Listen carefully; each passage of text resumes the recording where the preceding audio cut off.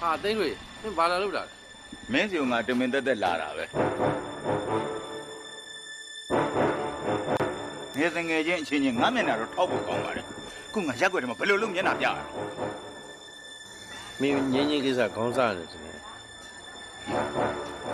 အဲ့ဒါဆိုရင်မင်းစိတ်သက်သာပါငါနဲ့ငင်းငင်းကိစ္စတွေမင်းစိတ်ညစ်အောင်မင်းတို့ရက်ွက်တဲ့အတင်းအဖျင်းပြောတဲ့လူတွေအကုန်လုံးမင်းစုဓမ္မယုံထဲမှာလူစုထားတယ်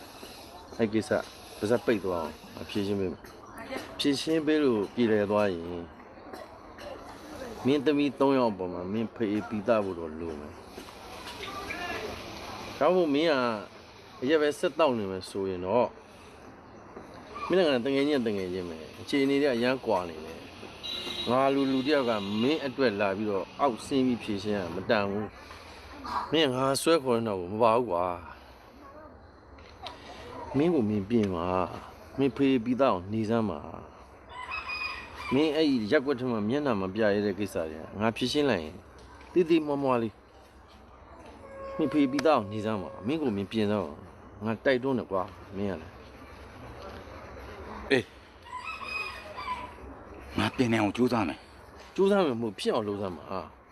အေးငါဖြစ်အောင်လုပ်မယ်ကွာဟုတ်ပြီမင်းအဲ့လူစုတာငါတမောင်းလုံးအလုံးစုထားလိုက်မယ်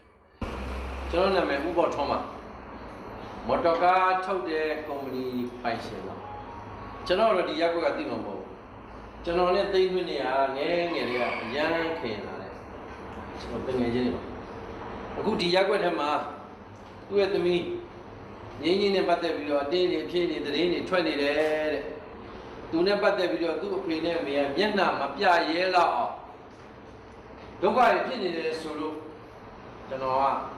စကားလာပြောတာပါခင်ဗျားတို့ဒီအတိုင်းပဲဒီအောင်သိမ့်ထွေအရက်အရန်တောက်တယ်ကျွန်တော်တို့ငယ်ငယ်တုန်းကတောက်တာသူနဲ့ကျွန်တော်နဲ့အရက်တောက်တယ်ဒါပေမဲ့မတောက်တင်တော့ဘူးဆိုတဲ့အချိန်မှာကျွန်တော်အဲ့အရက်ကိုဖြတ်လိုက်သူမပြတ်ဘူးဖြတ်လည်းမဖြတ်ဖဲရိုက်တယ်မိသားစုအပေါ်မှာတောင်းမကြည့်ဘူး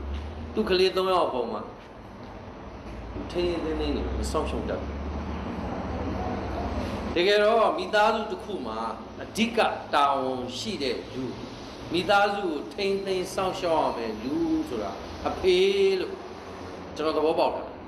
အဲ့တော့အဖေဖြစ်သွားပြီဆိုရင်သူ့မှာတာဝန်ရှိတယ်ဝတ္တရားတွေရှိတယ်ဒီတာဝန်ဝတ္တရားတွေမကျေဘူးဆိုရင်သားသမီးတွေဒုက္ခဖြစ်တာ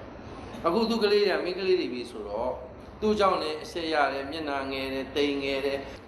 စိတ်ဆင်းရဲမှုရဲ့မွန်းကြက်မှုတွေခံစားရတယ်